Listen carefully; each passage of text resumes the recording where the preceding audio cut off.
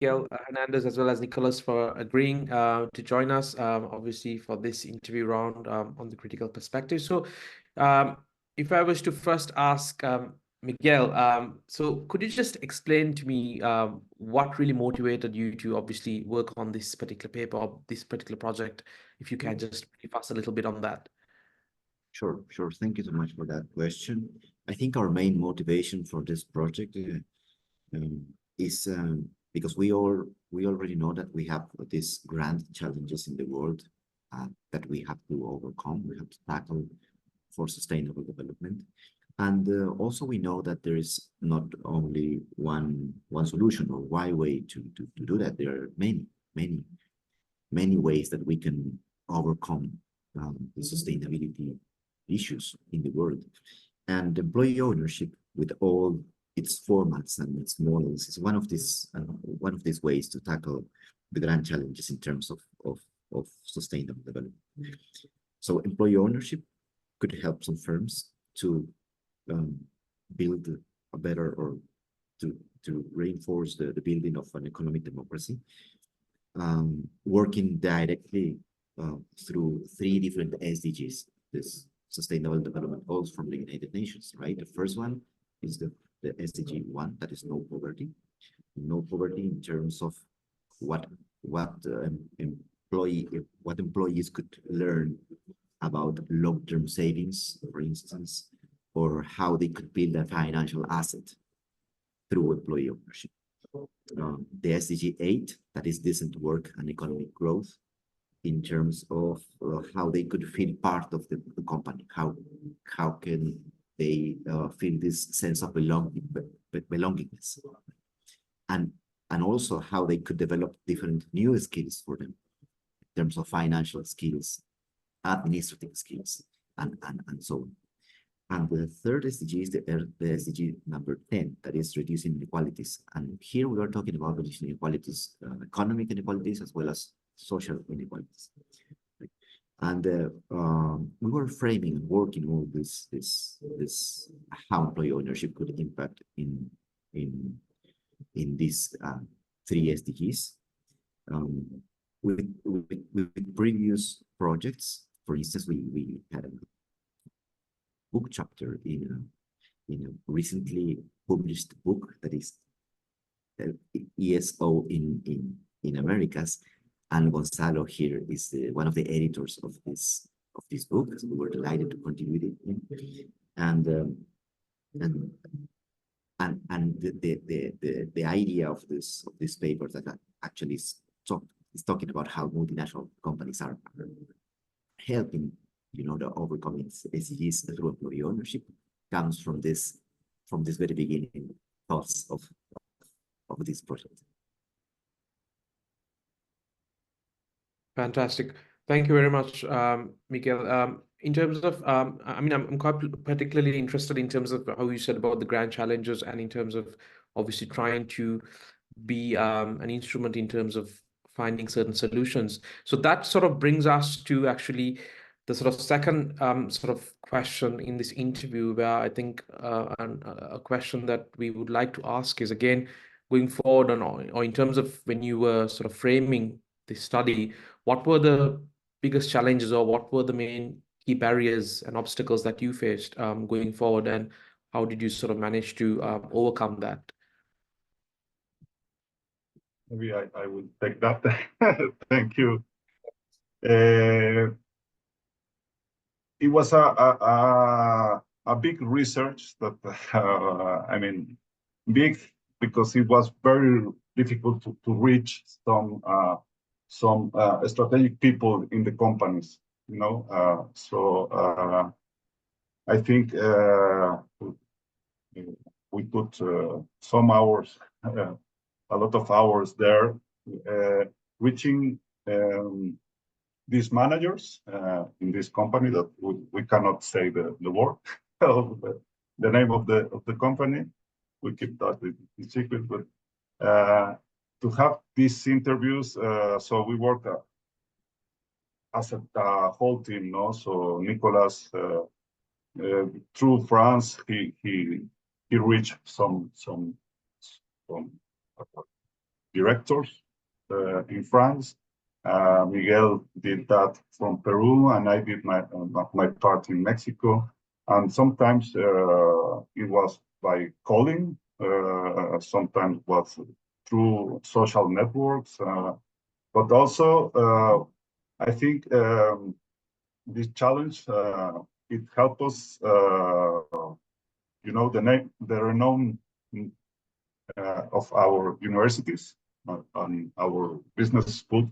It helps us to reach these people, because it's we are lucky that we work in universities that can open this kind of doors in this kind of companies. So I think we had that big challenge, Right. and Okay. we made it. Good. Hernandez, if I was to just ask a bit more on that. So again, obviously working in sort of 3 geographically different locations, obviously, in terms of accessibility, again, was that down to having obviously working in reputed institutions, or again through personal contacts? Do you think that was one of the key reasons why this was possible at this given time? If somebody else was to do something very similar, do you think they would be challenged further in that aspect?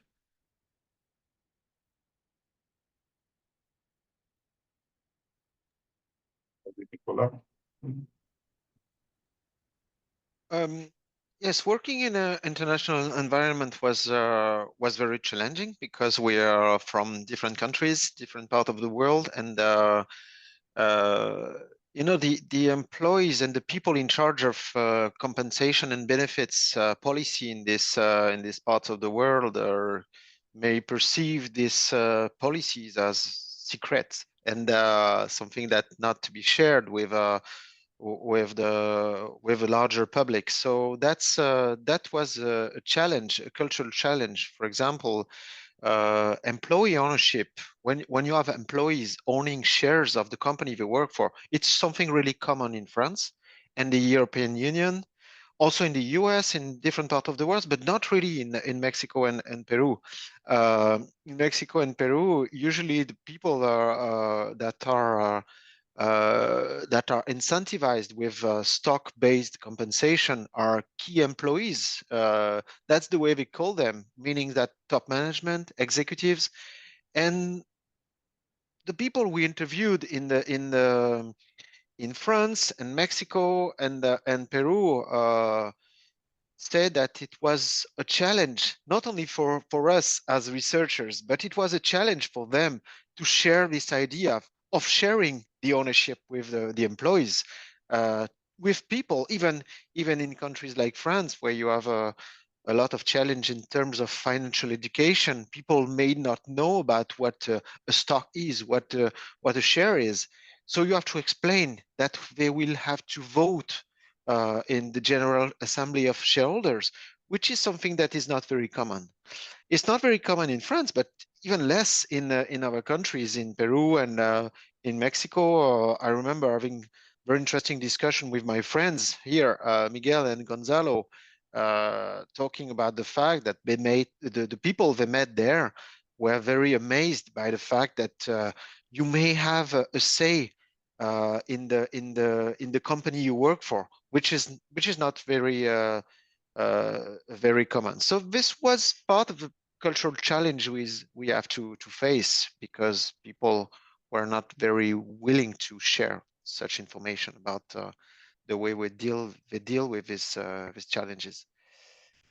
Thank you, Nicolas. No, that's very useful, because I think one of the things that's quite interesting is the fact that obviously not only it was something new for you all, but also even for the employees to get to know about pensions and all that. So that sort of brings us to, I think, the final, or one of the most substantial questions that we have in this interview, in terms of the key findings. And again, if you were to pinpoint into one particular area in terms of the most significant contribution that you've managed to do, again, as a group of very prominent researchers, where would you put yourself down into, Nicolas, if you don't mind me asking, where would you say your most significant finding in this work is going forward? I think the most significant finding we have in this paper is something that is surprising for the broader academic and the business community, is that companies, businesses, actors are very important political actors also in the world, and they have a role to play in reaching these sustainable development goals.